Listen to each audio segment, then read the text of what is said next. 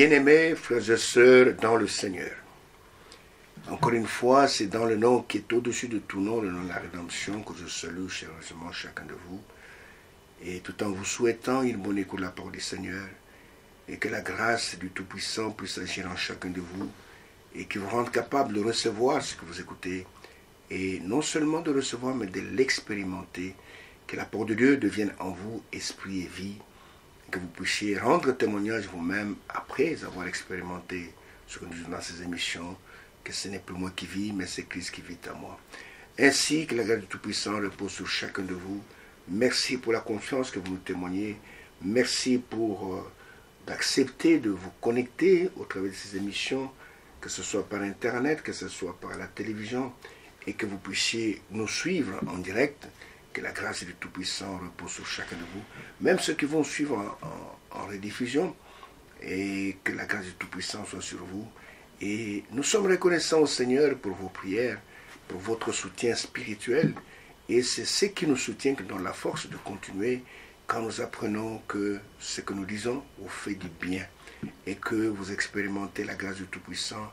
Et c'est comme un jeune homme qui m'a envoyé un message depuis Mbujimaï, pour me dire que chaque fois qu'il écoute nos émissions avec ceux qui l'entourent, ils sont vraiment édifiés. Nous serons très heureux de recevoir vos échos, vous qui nous suivez, ne fût-ce qu'un petit texto, un petit message sur le téléphone. Vous avez le numéro de téléphone qui apparaît sur l'écran, vous avez notre adresse email et vous avez même sur WhatsApp nous contacter pour nous dire écoutez, en tout cas nous apprécions ce que vous faites. Ça nous fera plaisir et ça va nous réconforter pour continuer à vous servir. Parce que nous sommes vos serviteurs, nous ne sommes pas vos patrons, nous ne sommes pas vos seigneurs. Nous faisons ces choses au service du Seigneur, c'est pour son peuple. Et si vous êtes réellement de son peuple, c'est pour vous que nous travaillons. C'est vous qui êtes les patrons et vous êtes les fils du roi et en tant que serviteurs, c'est nous qui vous servons. Comme l'homme de Dieu disait, ce n'est pas celui qui sert qui est plus grand, mais celui qui est assis, c'est lui qu'on sert. Quand vous allez dans un restaurant, c'est celui qui est assis qui est le patron. Celui qui sert n'est qu'un servant, un serviteur. Et nous aussi, vous êtes assis à la table du Seigneur et nous vous servons. Ainsi, merci pour votre attention, merci pour votre soutien et merci aussi pour votre soutien financier, matériel que vous faites pour que ces émissions ne s'éteignent pas, qu'elles puissent continuer. Que la grâce du Tout-Puissant soit sur vous et qu'il vous rende en centuple ce que vous faites pour son œuvre. Et nous savons que sans lui, nous ne pouvons absolument rien faire. Ainsi, quelle que soit votre communauté, quel que soit votre pays, quelle que soit votre coloration spirituelle, même si vous n'êtes pas chrétien, mais que vous appréciez nos émissions, que Dieu vous bénisse richement et qu'il ouvre votre cœur afin que vous puissiez découvrir le véritable Dieu et que vous puissiez le servir. Vous savez, il y a plusieurs églises, il y a plusieurs religions sur la terre, mais Dieu n'est pas dans tout cela. Dieu se trouve dans sa parole. Si vous trouvez sa parole, vous allez trouver. C'est ça l'adresse de Dieu. Dieu n'est pas dans les différentes religions. Il est dans sa propre parole et très peu de personnes trouvent cela. Le Seigneur a dit, et étroite est la porte, resserrez le chemin qui mène à la vie. Il y a très peu qui découvrent cela. Ainsi que la grâce du Tout-Puissant repose sur vous, quel que soit le pays au travers duquel vous nous suivez, que vous soyez en Afrique, que vous soyez en Europe, que vous soyez en Amérique, que vous soyez aux États-Unis, que vous soyez en Océanie, que vous soyez n'importe où, en Papouasie, que la grâce du Tout-Puissant repose sur vous. Et si réellement Dieu vous a donné la foi, c'est une grâce qu'il vous a accordée. Et je vous dis, vous êtes un bienheureux de posséder ce don que tout le monde ne possède pas, le don de la foi. Ainsi, merci pour tout ce que vous faites pour le Seigneur. Et maintenant, prenez de quoi écrire, de quoi enregistrer. Et enregistrez ces émissions, elles sont gratuites. Il n'y a rien à payer pour cela. Et faites-en une large diffusion à tous ceux qui veulent entendre la voix de Dieu dans ces derniers jours. Et Dieu ne manquera pas de vous bénir. Ainsi, cramponnez-vous dans vos fauteuils et soyez attentifs. Et que Dieu ouvre votre entendement spirituel. Et je vous assure que nous vous parlons de la part de Dieu. Parlons pas de la part d'une communauté. Et le Dieu qui est auteur de sa parole, il ne manquera pas de répondre à vos requêtes qui sont dans vos cœurs. Et surtout, si vous le cherchez de tout votre cœur, Dieu ne manquera pas de vous parler. ainsi que la bénédiction du Tout-Puissant repose sur vous. Pendant qu'encore une fois, nous tournons vers lui pour que lui seul puisse nous parler. Bien-aimés frères et sœurs dans le Seigneur, dans ces émissions, nous sommes en train de vous entretenir du dernier message que Dieu a adressé à toutes les nations qui sont sur la terre avant que la venue du Seigneur ne soit manifestée dans les airs. Et ce dernier message, que nous appelons le message biblique du temps de la fin, et doit être prêché dans le monde entier, alors et alors seulement viendra la fin. Et que le Seigneur vous fasse grâce de permettre que vous puissiez entendre ce message, que vous puissiez l'identifier, que vous puissiez reconnaître que ce n'est pas l'œuvre d'un homme, mais que c'est l'œuvre du Tout-Puissant, et que vous puissiez y croire. Donc nous sommes en train de vous parler dans cette transmission de l'unité que nous devons avoir avec Dieu premièrement. Ce n'est pas l'unité des communautés, ce n'est pas l'unité des églises. Je vous ai montré pourquoi ce n'est pas l'unité des églises. Parce que Dieu n'a pas plusieurs églises. S'il préconisait l'unité des églises, alors c'est que lui-même nous conduirait dans la confusion. Mais il n'a qu'une seule église. Il n'a qu'un seul corps. Il n'a pas plusieurs corps. Et cette église, c'est celle pour laquelle lui-même a dit que sur ce roc, moi Jésus, et je fonderai mon église. Et cette église, même les portes du séjour de mort, n'auront pas d'influence sur elle. Alors c'est pourquoi nous vous parlons non pas de l'unité des églises, mais de l'unité de chaque individu avec son Dieu. L'union que nous devons avoir avec notre Père Céleste et comment nous devons aussi être un avec nos frères, avec nos sœurs. Et nous voyons que beaucoup n'ont pas cette connaissance-là. Et il y en a qui se battent pour l'écuménisme. L'écuménisme, c'est l'union des églises. Et Dieu n'a pas des églises. Il n'a qu'une seule église. Et ceux qui sont dans cette église, ils sont censés être dans l'unité. Et il y a les passages que nous lisons pour ce sujet, mais ça fait un petit bout de temps que nous n'lisons pas cela, nous allons relire cela.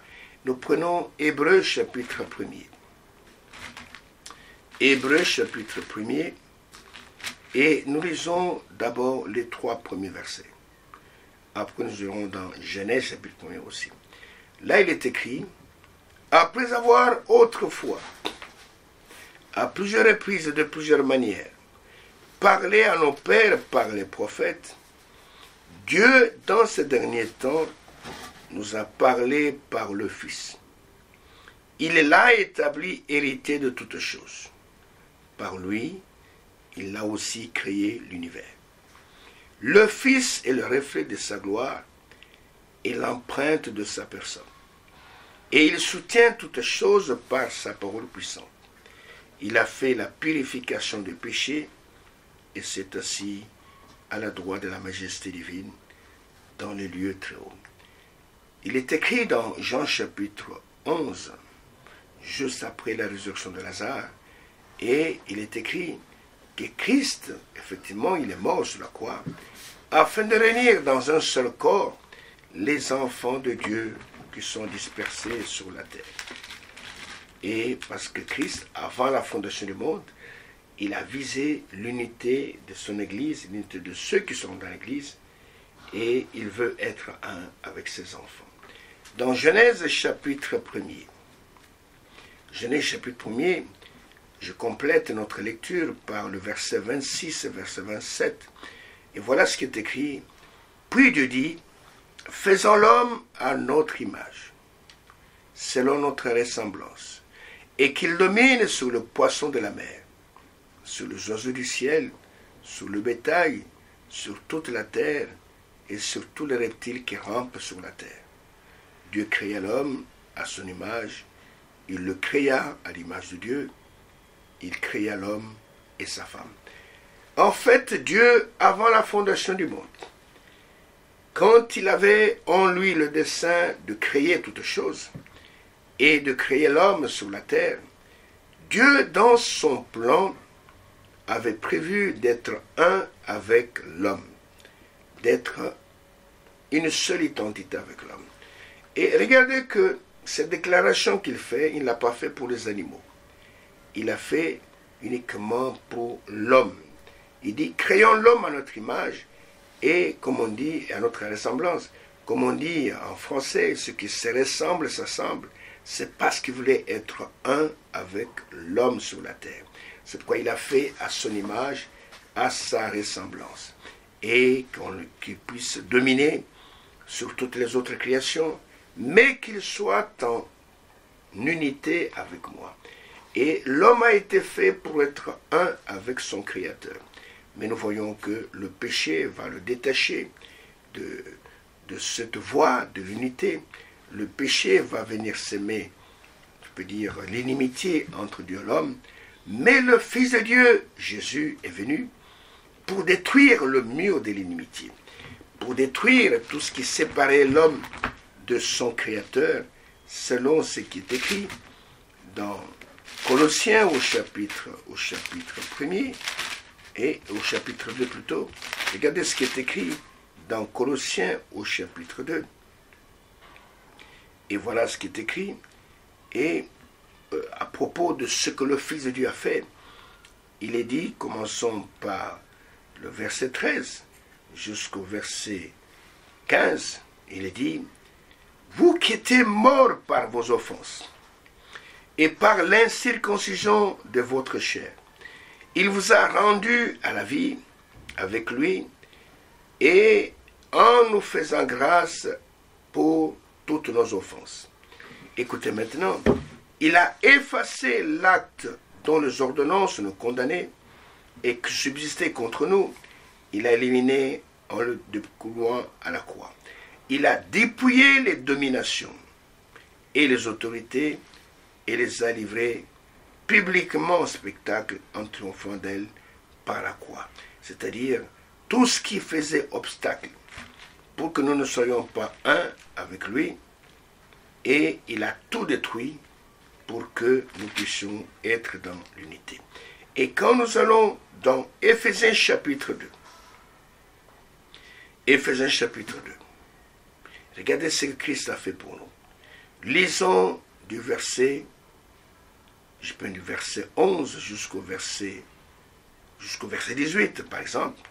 Il est écrit, « C'est pourquoi vous, autrefois païens dans la chair, appelés incirconcis par ceux qu'on appelle circoncis, c'est-à-dire les Juifs, et qui le sont en la chair par la main de l'homme. Souvenez-vous que vous étiez en ce temps-là sans Christ, privés du droit de cité en Israël, étrangers aux alliances de la promesse, sans espérance et sans Dieu dans le monde. Mais maintenant, en Jésus-Christ, vous qui étiez jadis éloignés, vous avez été rapprochés par le sang de Christ. Écoutez maintenant, car il est notre paix, lui qui de deux en a fait qu'un, et qui a renversé le mur de séparation avec notre Dieu, et l'inimitié, ayant anéanti par sa chair, écoutez, la loi des ordonnances, dans ses prescriptions, il a voulu créer en lui-même, avec les deux, un seul homme nouveau en établissant la paix. Et il les a réconciliés avec Dieu, l'un et l'autre, en un seul corps, par la croix, et en détruisant par elle l'inimitié. Et je continue les 2 versets qui suivent. Il est venu annoncer la paix à vous qui étaient loin, et la paix à ceux qui étaient près. Et par lui, les uns et les autres, nous avons accès auprès du Père dans un même esprit. Vous comprenez, il a détruit le mur de l'inimitié. Il a détruit le mur de la séparation. C'est pourquoi, pour expérimenter cette unité et devenir un avec lui, vous devez absolument expérimenter par le Saint-Esprit la nouvelle création en Christ. Vous devez absolument naître de sa sémence. Vous devez absolument, devenir une même plante avec lui. Et nous avons lu la fois passée, je le relis encore aujourd'hui, 2 Pierre chapitre 1er, 2 Pierre chapitre 1er, et je lis simplement le verset 3 et le verset 4. Il est écrit ceci. Sa divine puissance nous a donné tout ce qui contribue à la vie et à la piété, au moyen de la connaissance de celui qui nous a appelés par sa propre gloire et par sa vertu. Celle-ci nous assure de sa part les plus grandes et les plus précieuses promesses, afin que par elles, vous deveniez participants de la nature divine, en fuyant la corruption qui existe dans le monde par la convoitise. Vous devez devenir participants de la nature divine. Qu'est-ce que cela veut dire? Vous devez avoir la même nature que lui. Vous devez hériter cette nature. Vous devez devenir un petit Dieu sur la terre. Votre vieil homme doit mourir. Votre vieil homme qui se corrompt par des convoitises trompeuses doit mourir. Et afin que l'homme nouveau, créé selon Dieu, puisse prendre naissance en vous et que vous soyez une nouvelle création en Christ. Vous devez absolument naître de nouveau. Vous devez mourir à votre nature et devenir une nouvelle création en Christ, afin d'expérimenter cette unité que Dieu nous offre gratuitement en Christ.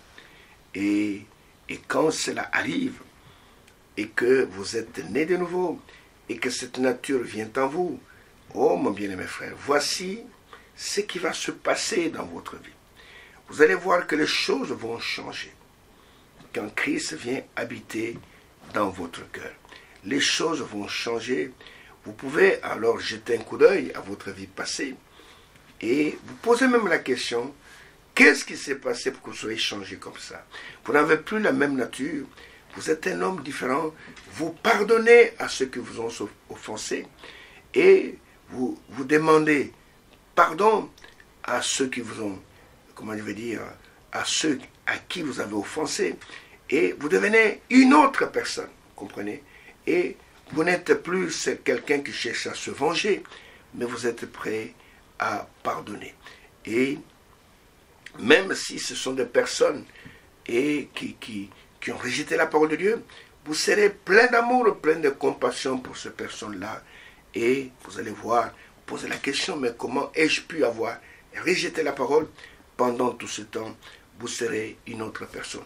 Tout a changé, vous pardonnez à vos ennemis, et vous n'avez plus d'ennemis parmi les gens. Votre ennemi, c'est le diable, et vous ne haïssez pas quelqu'un inutilement. Tout le monde vous paraît de personnes que vous pouvez aimer, que vous pouvez pardonner. Vous pouvez pardonner à tous ceux qui vous ont offensé, et vous pouvez prier pour ceux qui vous persécutent. Vous pouvez à vos ennemis, et même les ennemis les plus durs, vous pouvez, quand vous avez l'occasion, passer même votre bras autour de leur cou, et prier pour eux, demander pardon, et vous devenez une personne un peu spéciale, vous comprenez, et les gens peuvent se poser la question, mais comment est-il arrivé comme ça? Ça, c'est l'œuvre que Christ fait quand il vient dans votre cœur, et peu importe à quelle dénomination cette personne appartient, peu importe, c'est pas moi, quelle est sa tribu, quel est son pays, vous êtes prêt, rempli d'amour pour toutes les personnes qui sont sur la terre. Et vous n'avez qu'un seul ennemi, cet ennemi c'est le diable. C'est Christ qui va vous changer. Le vieil homme est crucifié, le jeune homme est plein de haine, vous comprenez? Et vous allez aimer tout ce monde-là, parce que vous allez savoir par révélation qu'il a versé son sang pour toutes ces personnes-là. Et vous serez une personne aimable. Et quand nous prenons Romains chapitre 12, Romains au chapitre 12, voilà ce que vous allez expérimenter. Parce que vous serez rempli d'amour, vous serez une autre personne. À partir du verset 9 jusqu'au verset 21, je lis ceci. Et l'apôtre dit, que l'amour soit sans hypocrisie. Votre amour à vous. Ayez le mal en horreur. Tout cela arrive quand Christ vient habiter dans votre cœur. Attachez-vous fortement au bien. Par amour fraternel, Soyez pleins d'affection, les uns pour les autres. Par honneur, usez de prévenance réciproque. Et du zèle et non de la paresse, soyez fervents d'esprit, servez le Seigneur. Réjouissez-vous en espérance, soyez patients dans l'affliction, persévérez dans la prière. Pourvoyez aux besoins des saints, exercez l'hospitalité. Bénissez ceux qui vous persécutent, bénissez et ne maudissez pas. Réjouissez-vous avec ceux qui se réjouissent, pleurez avec ceux qui pleurent. Ayez les mêmes sentiments les uns envers les autres. N'aspirez pas à ce qui est élevé, mais laissez-vous attirer par ce qui est humble. Ne soyez point sages à vos propres yeux. Ne rendez à personne le mal pour le mal. Recherchez ce qui est bien devant tous les hommes. S'il est possible, autant que cela dépende de vous, soyez en paix avec tous les hommes. Ne vous vengez point, vous-même, bien-aimés, mais laissez agir la colère, car il est écrit, à moi la vengeance, à moi la rétribution, dit le Seigneur. Mais si ton ennemi a faim, donne-lui à manger. S'il a soif, donne-lui à boire, car en agissant ainsi, tu amasseras du charbon ardent sur sa tête. Ne te laisse pas vaincre par le mal, mais surmonte le mal par le bien. Vous comprenez, pour que ces choses deviennent une réalité dans votre vie, il faut que le vieil homme qui est en vous, le vieil homme qui aime bien le monde avec les choses du monde, qu'il puisse mourir. Et Frère disait, c'est cela le remplissage, c'est cela le royaume de Dieu. Le royaume de Dieu dans votre cœur, c'est le Saint-Esprit. Quand le Saint-Esprit vient dans votre cœur, il amène le royaume de Dieu. Et vous aurez tout ce qui est écrit ici, tous ces bons sentiments, et vous allez, prier pour ceux qui vous persécutent, ceux qui vous maudissent. Vous allez avoir de l'amour pour eux. Et un chrétien n'est pas quelqu'un de haineux. J'ai toujours dit ceci, et je le répète à cette heure, celui qui est réellement né de Dieu. Écoutez-moi bien. La nouvelle naissance, on n'est pas d'une doctrine humaine. On n'est pas de n'importe qui. La nouvelle naissance signifie naître de Dieu. Dans la nouvelle naissance, Dieu devient votre Père. Dans la nouvelle naissance, ce n'est pas votre communauté qui vous met au monde. Non. Dans la nouvelle naissance, il faut que la sémence divine, la parole de Dieu, qu'elle soit semée dans votre cœur. Et il faut que le Saint-Esprit vienne sur cette sémence pour produire une vie. C'est à ce moment-là que vous naissez de nouveau. La nouvelle naissance ne vient pas de l'homme. Et une personne qui est réellement née de nouveau, écoutez-moi bien, elle est incapable, j'insiste bien, incapable de haïr son prochain. Aujourd'hui, on voit des choses abominables. On voit même, excusez-moi le terme, dans les églises, on s'empoisonne. Comment est-ce possible que les gens qui prétendent servir Dieu, les gens qui viennent à l'église pour pouvoir écouter l'évangile c'est la bonne nouvelle. Et dans cette bonne nouvelle, nous devons aimer même nos ennemis. Et prier pour ceux qui nous persécutent. Vous venez à l'église avec du poison pour empoisonner d'autres personnes qui vous semblent gênantes. Il y a quelque chose qui ne va pas. Vous êtes un enfant du diable. Les enfants de Dieu ne tuent pas. La loi de Dieu disait depuis Moïse, tu ne tueras point. Mais le Seigneur va plus loin que celui qui parle mal de son frère. Il est déjà un assassin, il est déjà un tueur. Et comment peut-on venir à l'église avec du poison pour mettre dans les aliments, dans la boisson de quelqu'un? Vous êtes content que la personne meure et vous allez peut-être prendre sa place à l'église. Et pour prendre quelle place? Parce que de telles personnes ne verront pas la gloire du Seigneur. Peut-être tu peux dire, écoutez, je vais me repentir après. Et le Seigneur connaît le cœur.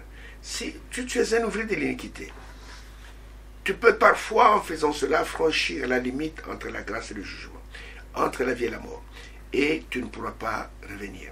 Et c'est pourquoi, donc, il faut que nous soyons remplis de sa présence. Il faut que nous soyons nés de nouveau. Et ce que je viens de lire dans Romains chapitre 12, c'est ça qui doit remplir votre cœur. Des bons sentiments les uns envers les autres. C'est à ce moment-là que nous sommes dans l'unité.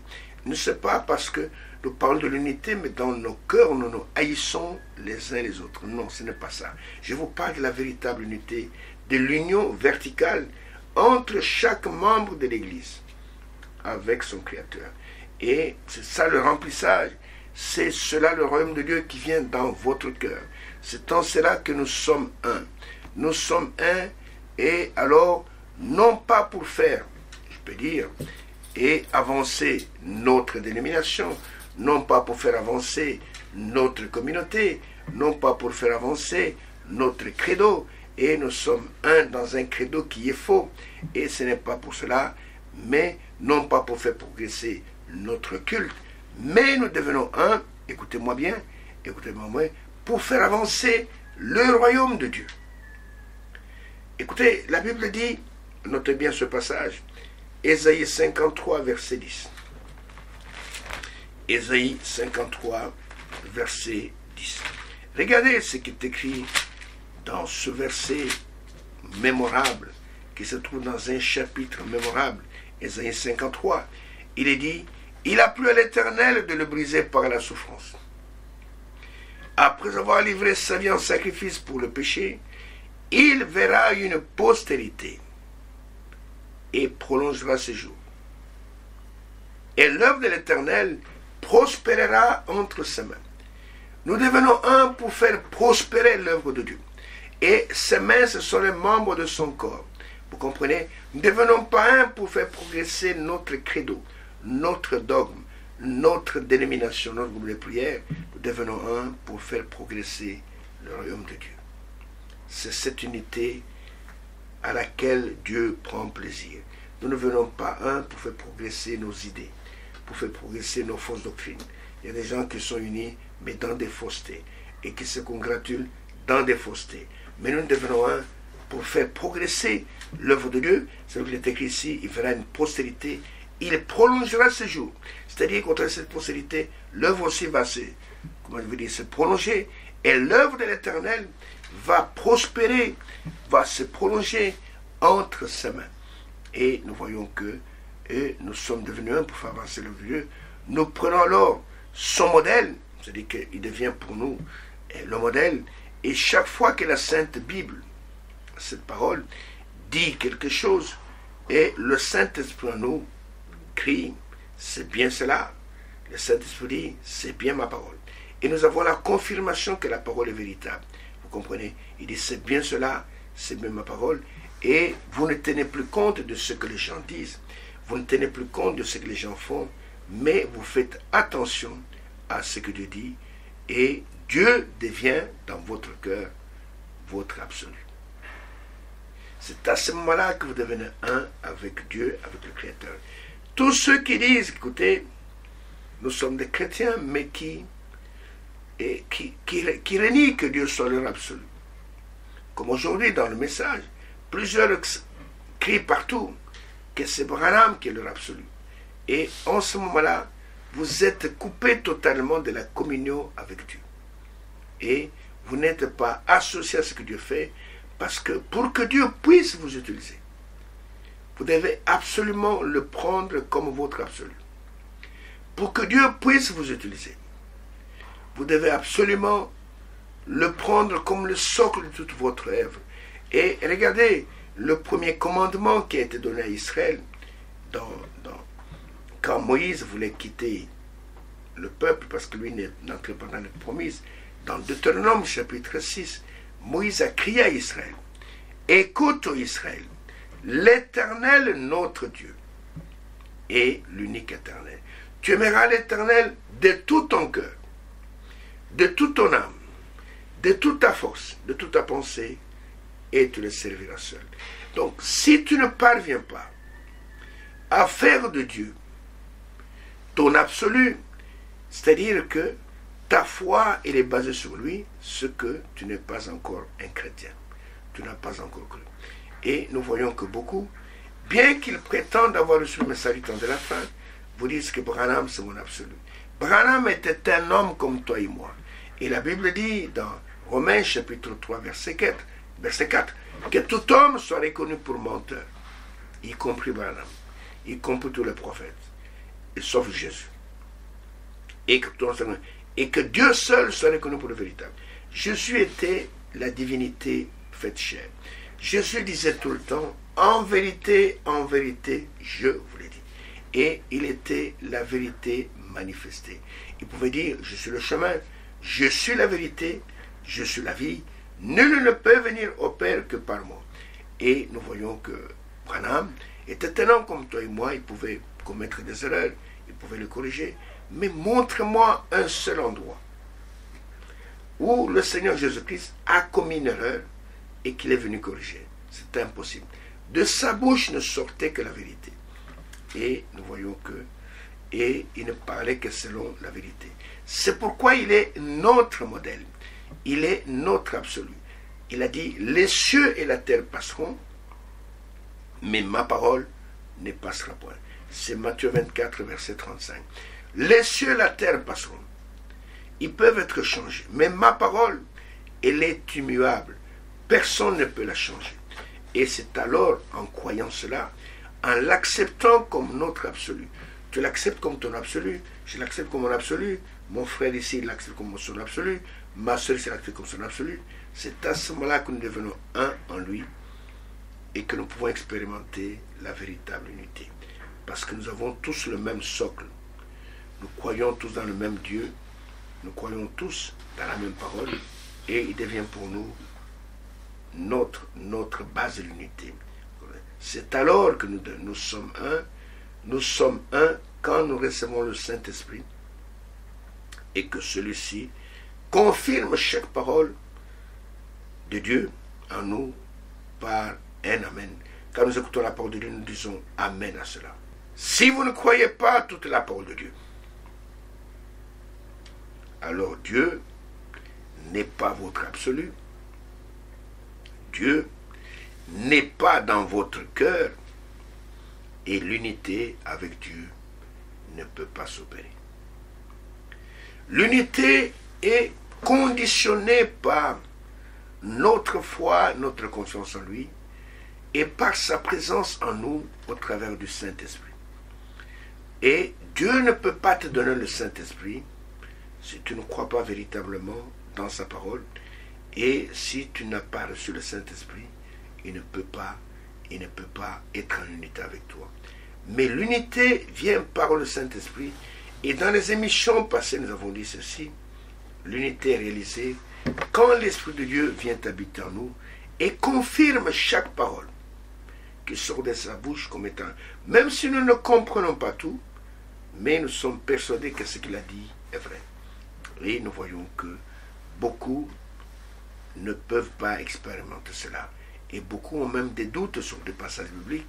Et c'est pourquoi je vous dis que si vous ne croyez pas toute la parole et que vous doutez de la parole, après avoir entendu cette parole, il y a quelque chose qui ne va pas dans votre vie et vous n'êtes pas arrivé au bon endroit. C'est-à-dire que l'incrédulité est toujours dans votre cœur. Et regardez ce qui est écrit à propos d'Israël dans Hébreux chapitre 3. Ces gens sont sortis de l'Égypte sous la conduite d'un prophète. Ils ont entendu la véritable parole au travers de ce prophète. Mais regardez ce qui est arrivé. Ils étaient destinés à entrer dans la terre promise. Prenez avec moi Hébreux chapitre 3. Hébreux chapitre 3. Et il est dit ceci au verset 16 au verset 19. Qui furent en effet ceux qui se révoltèrent après avoir entendu sa voix, sinon tous ceux qui étaient sortis d'Égypte sous la conduite de Moïse. Qui était Moïse? Un prophète confirmé avec la parole de l'heure. Et contre qui Dieu fut-il irrité pendant 40 ans, sinon contre ceux qui péchèrent et dont les cadavres tombaient dans le désert. Ceux qui ont entendu la parole, qui n'ont pas cru, et qui sont demeurés dans l'incrédulité, ils sont tombés dans le désert, ils sont tous morts. Verset 18. Et à qui jura-t-il qui n'entrerait pas dans son repos, sinon à ceux qui avaient désobéi?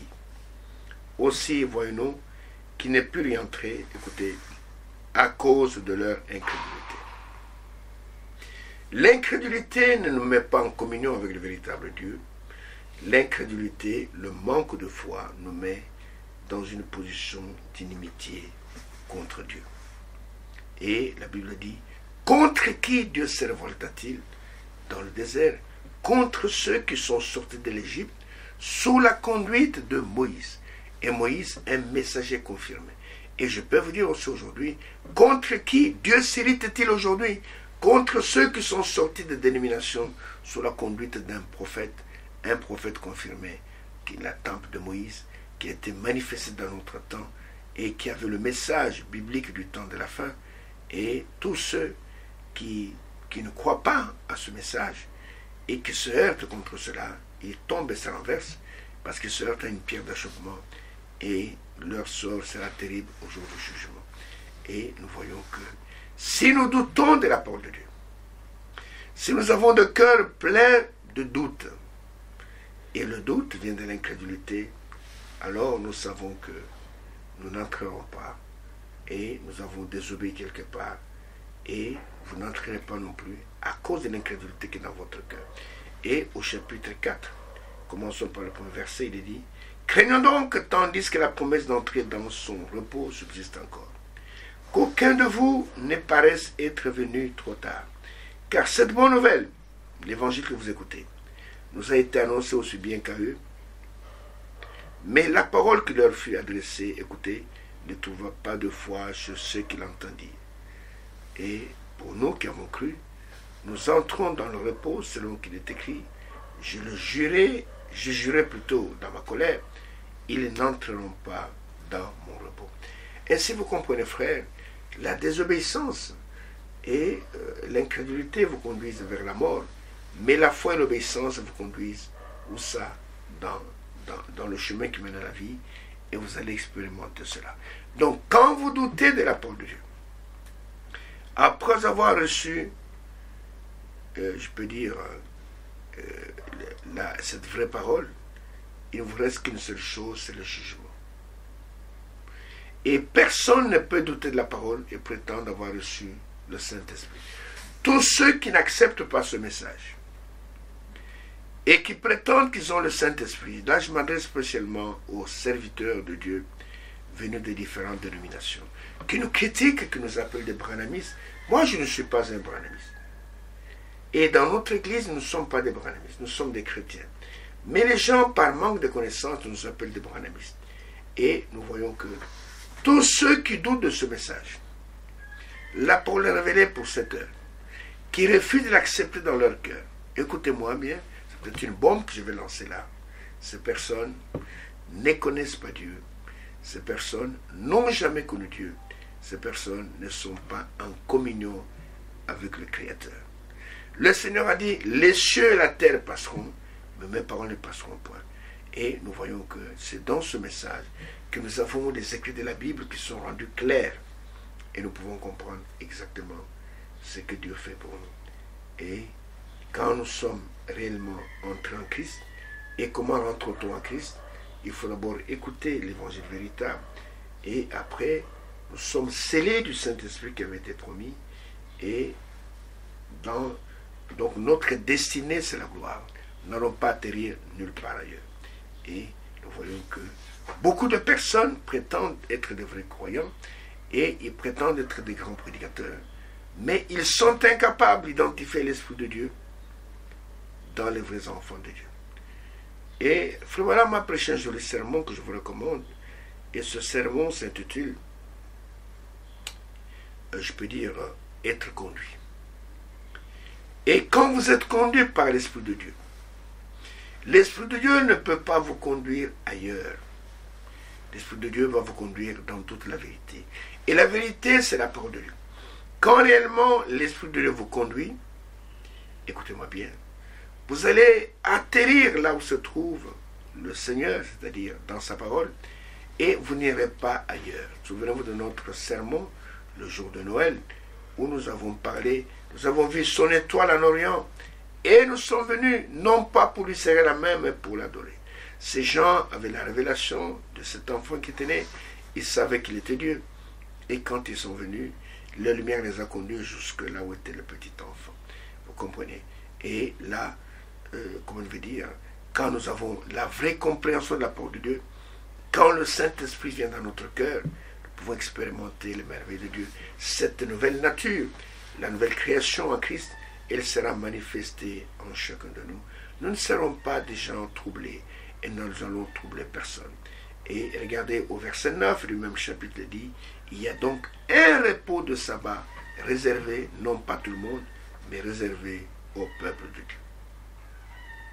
Et j'ajoute même le verset 10 et jusqu'au verset 11 qui dit, car celui qui entre dans le repos de Dieu, pas n'importe quel repos, le repos de Dieu, se repose de ses œuvres. Vous entendez ça? Se repose de ses œuvres comme Dieu s'est reposé des siennes. Empressons-nous donc d'entrer dans ce repos, afin que personne ne tombe en donnant le même exemple de désobéissance. Et qu'est-ce que les gens font? Ils prétendent croire, mais ils ne croient pas. Ils ne croient pas. Et ce qui leur reste, c'est quoi? Ils font confiance dans leur dénomination, dans leur communauté.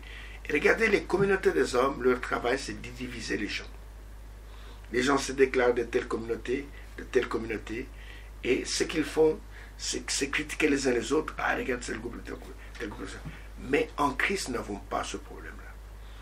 En Christ, nous avons de l'amour pour tout le monde. C'est vrai, nous pouvons voir ceux qui sont égarés, qui n'ont pas la vraie parole. Nous allons les exhorter avec amour pour qu'ils puissent revenir à la parole de Dieu. Et empressons-nous donc d'entrer dans ce repos, afin que personne ne tombe en donnant le même exemple de désobéissance. Et nous voyons que vous ne pouvez pas douter de la parole, ni de la parole de Dieu, après avoir reçu le Saint-Esprit. C'est impossible. Parce que le Saint-Esprit de Dieu vous conduira toujours dans toute la vérité. Écoutez maintenant cette déclaration. Nous marchons dans l'unité avec Dieu, quand nous naissons de nouveau, par sa parole et par son esprit. La nouvelle naissance ne vient pas autrement. Il faut la sémence, il faut l'eau, il faut l'esprit.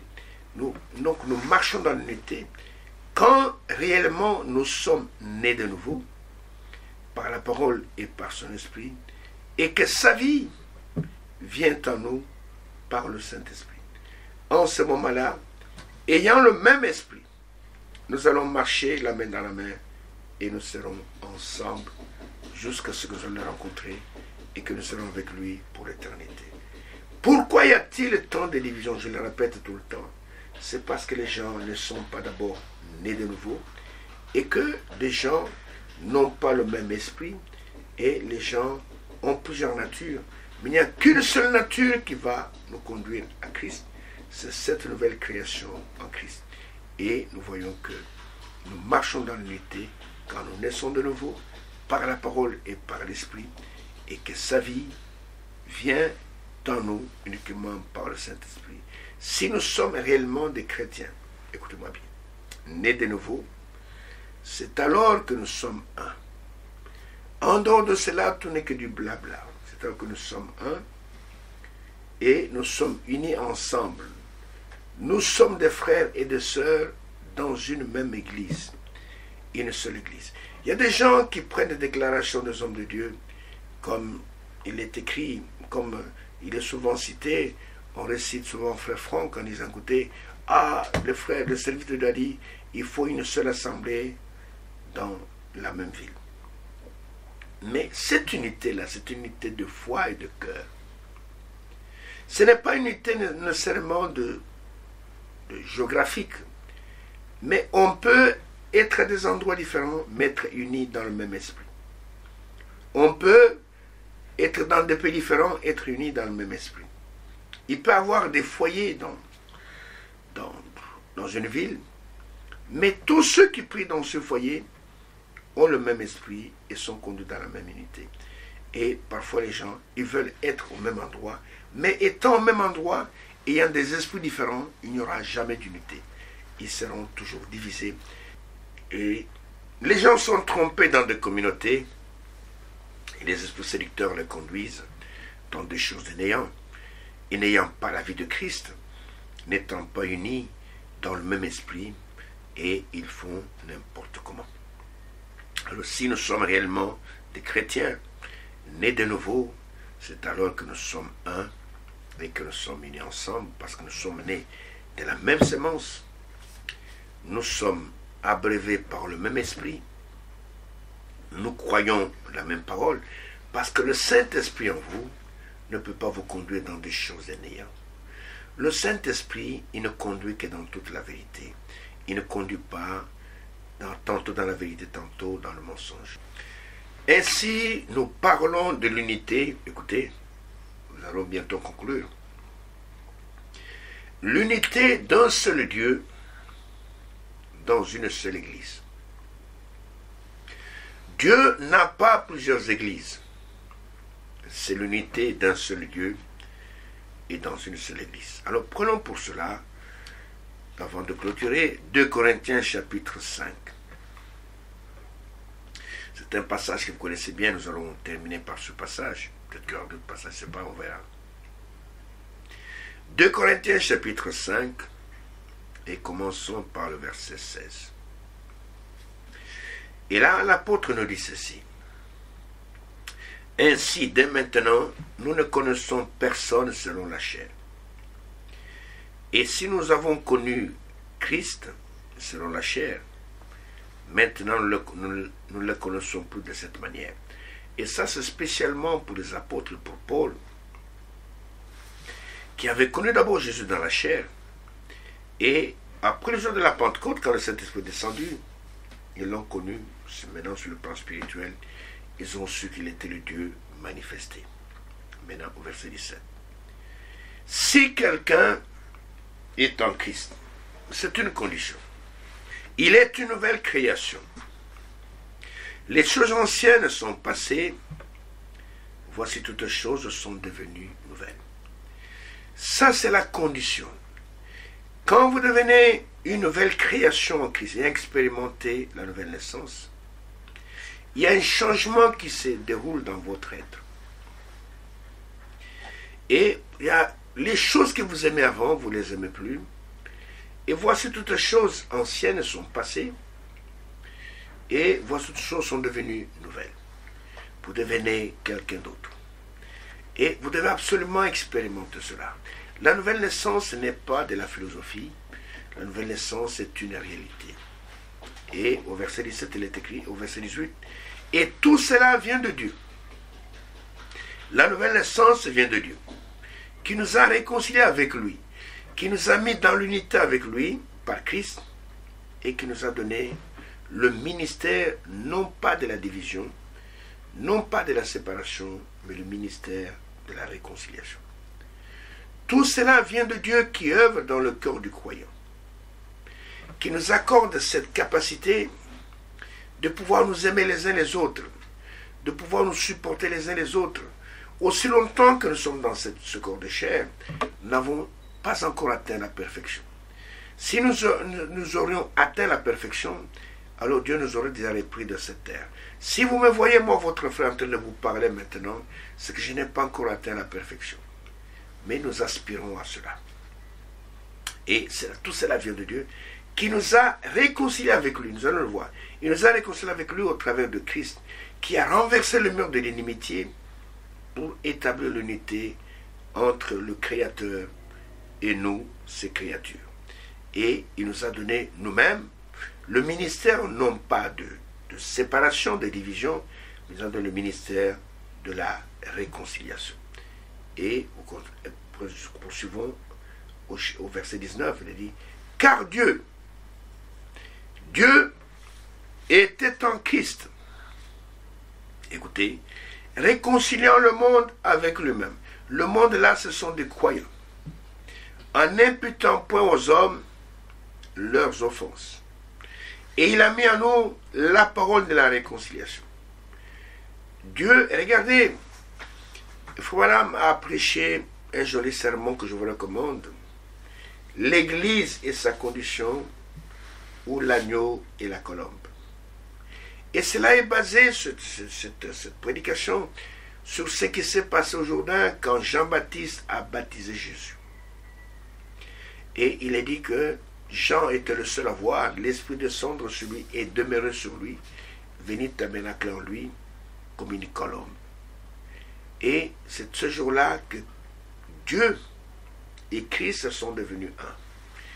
Et il est venu tabernacler en lui pour sceller une unité, pour nous montrer aussi comment il va réaliser l'unité avec chacun de nous, parce que Christ était notre prémisse. Christ était là pour nous montrer exactement ce que Dieu allait faire avec nous, parce que le but de Dieu, bien avant la fondation du monde, c'est d'être un avec l'homme qu'il a créé à son image. Alors Dieu est venu tabernacler en Christ. Et en réconciliant le monde avec lui-même, écoutez, et quand nous sommes réconciliés, nous ne nous accusons pas, en n'imputant point aux hommes leurs offenses.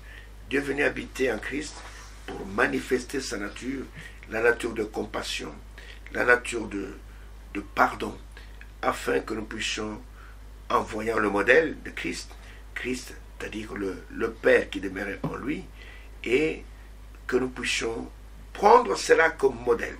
Regardez quand les disciples comme Thomas, comme Philippe avait demandé, Seigneur, montre-nous le Père, cela nous suffit. Et le Seigneur s'adressant à Philippe lui dit, Seigneur Philippe, il y a si longtemps que tu es avec moi, et toi tu ne m'as pas connu. Et comment dis-tu montre-nous le Père? Je suis un avec lui. Et c'est-à-dire que les œuvres que je fais, c'est pour moi qui les fais, mais c'est le Père qui demeure en moi, qui fait les œuvres. Les paroles que je prononce, ce n'est pas moi qui les prononce, mais c'est le Père qui demeure en moi, c'est lui qui fait ses œuvres. Vous comprenez? Et regardez, et dans Jean chapitre 10, il a choqué les Juifs quand il a dit au verset 30, Jean chapitre 10 au verset 30, il dit, moi et le Père, nous sommes un. Moi et le Père, nous sommes un. Nous sommes dans l'unité avec le Père. Et il dit, moi et le Père, nous sommes un. Et là, les Juifs ne pouvaient pas supporter ça. Ils ont pris de pierre pour le lapider. Vous comprenez? Et il a dit, dans Jean 17, qu'il soit parfaitement un, comme toi et moi, Père, nous sommes un. Et ce qu'il veut, c'est venir tabernacler en vous, par le Saint-Esprit, et réaliser cela. Et au verset 20, il dit, nous faisons donc les fonctions d'ambassadeurs pour Christ, comme si Dieu exhortait par nous. Et écoutez, nous vous en supplions. Au nom de Christ, soyez réconciliés avec Dieu. Je vous en supplie, vous qui suivez ces émissions. Au nom de Christ, soyez réconciliés avec Dieu. Et comment être réconcilié avec lui? C'est en vivant selon sa parole. Quand vous acceptez sa parole et que vous faites selon elle, vous êtes réconcilié avec lui. Mais quand vous marchez en inimitié avec Dieu, en ennemi de la croix, vous ne serez pas en réconciliation avec lui. Vous cherchez simplement une guerre avec Dieu. Vous marchez comme un fils de la rébellion. Et Dieu ne veut pas cela. Dieu veut que nous puissions marcher conforme à sa parole. Il a dit que l'homme ne vivra pas de pain seulement, mais de toute parole qui sort de la bouche de Dieu. Nous sommes censés croire sa parole depuis le premier verset de la Genèse jusqu'au dernier verset de l'Apocalypse. Nous sommes censés vivre sa parole. Nous sommes censés obéir à sa voix. Nous ne sommes pas censés obéir aux communautés si ces communautés ne prêchent pas la parole. Nous ne sommes pas censés croire comme disent les pasteurs si ce pasteur ne prêche pas la parole, mais nous sommes censés croire comme disent les Saintes Écritures. Et lui-même a dit que si vous croyez en moi, comme dit les Saintes Écritures, les fleuves d'eau vive, de l'eau vivante, couleront de votre sein. Vous comprenez? Et nous voyons qu'il dit, nous vous en supplions, nous vous en conjurons, au nom de Christ, mon frère, ma soeur, soyez réconciliés avec Dieu. Cessez ces vies impures. Toi, femme, cessez de porter ces pantalons. Cessez de porter ces collants. Cessez de porter ces culottes. Cessez d'arranger vos cheveux comme les mondaines et de vous mettre dans la rue et tout en croyant que vous êtes avec le Seigneur. Cessez de faire ces choses-là. Soyez réconciliés avec Dieu. Cela signifie conformez-vous à ce qu'il dit dans sa parole. Vivez la vie de bons chrétiens. Que les femmes s'habillent avec pudeur et modestie. À ce moment-là, ce sera une vie qui soit agréable à Dieu. Regardez, dans Romains chapitre 12, ce que l'apôtre nous dit de la manière dont nous devons vivre. Romains chapitre 12, les 3 premiers versets. Il est dit, « Je vous exhorte donc, frères, par les compassions de Dieu, j'ajoute frères et sœurs, à offrir vos corps comme un sacrifice vivant, saint, agréable à Dieu, ce qui sera de votre part un culte raisonnable. » Écoutez, ne vous conformez pas au siècle présent, mais soyez transformés par le renouvellement de votre intelligence. Soyez transformés, que votre esprit soit renouvelé, que vous puissiez recevoir ce cœur nouveau, cet esprit nouveau que le Seigneur a promis au travers de la nouvelle naissance. Donc, je reprends, ne vous conformez pas au siècle présent, mais soyez transformés par le renouvellement de l'intelligence, afin que vous discerniez quelle est la volonté de Dieu, ce qui est bon et agréable et parfait. Vous devez avoir besoin de cela. Et dans 1 Thessaloniciens chapitre 4, je prends seulement le verset 3. Il est écrit, ce que Dieu veut, c'est votre sanctification, ça sa volonté, c'est que vous absteniez de la débauche. Verset 4, c'est que chacun de vous sache posséder son corps dans la sainteté et l'honnêteté. Verset 5, sans vous livrer à une convoitise passionnée comme font les païens qui ne connaissent pas Dieu. Et quand vous vivez selon la parole de Dieu, en s'abstenant de toutes ces choses, étant né de nouveau, Frère Branham disait, la nouvelle naissance met fin à votre vie de péché. Alors en ce moment-là, vous êtes réconciliés avec Dieu. Nous sommes réconciliés avec lui au travers de sa parole et par la vertu du Saint-Esprit. En dehors de cela, tout ce que vous faites selon votre communauté, selon vos credos, vos dogmes, ça n'a aucune valeur devant le Seigneur. Mais nous sommes réconciliés en obéissant d'abord. Pourquoi? Regardez Jésus, le Fils de Dieu par excellence. Il disait qu'il ne faisait rien sans que le Père le lui ait montré premièrement. Il était tellement obéissant au Père que l'Esprit qui était en lui l'a conduit jusqu'au calvaire, parce qu'il était venu sur la terre pour mourir sur le calvaire. L'Esprit l'a conduit. Il n'a pas refusé de mourir sur le bois du calvaire, il l'a accepté. Et écoutez, la colombe l'a conduit jusqu'au calvaire. Et nous aussi, ce qu'on attend de nous, c'est d'être obéissants. Pas seulement de dire je crois, la véritable foi, elle est accompagnée de l'obéissance. Si vous croyez, alors obéissez à ce que le Seigneur dit et vos vies seront complètement changées. Je rentre pour terminer dans 2 Corinthiens 5 là. Et il dit, je reprends le verset 20, nous faisons donc fonction d'ambassadeurs, des envoyés de Christ pour Christ, comme si Dieu exhortait par nous, nous vous en supplions, au nom de Christ, soyez réconciliés avec Dieu. C'est lui qui n'a point connu le péché. Il l'a fait devenir péché, il n'est pas pécheur pour nous, afin que nous devenions en lui justice de Dieu. C'est lui qui n'a pas commis de péché, il a fait devenir péché pour nous. Pour atteindre quel but? Pour atteindre l'unité. L'unité que nous voulons, c'est de cette manière que nous devenons un et que nous naissons de sa sémence et que nous sommes abreuvés par son esprit et en ce moment-là nous devenons un et chaque parole qui est dans cette Bible, nous allons dire Amen à cela. Pourquoi? Parce que nous sommes devenus un avec lui. Sa parole, c'est notre parole. Son esprit, c'est notre esprit. Et nous sommes unis avec lui. C'est ça l'unité que Dieu attend de nous. Pas l'unité des communautés. Pas l'unité des églises. Je vous en supplie, en terminant cette émission, je vous en supplie, soyez tous réconciliés avec Dieu.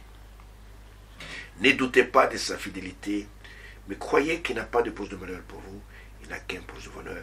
Et quand vous êtes réconcilié avec lui, il va vous conduire par son esprit dans cette véritable unité.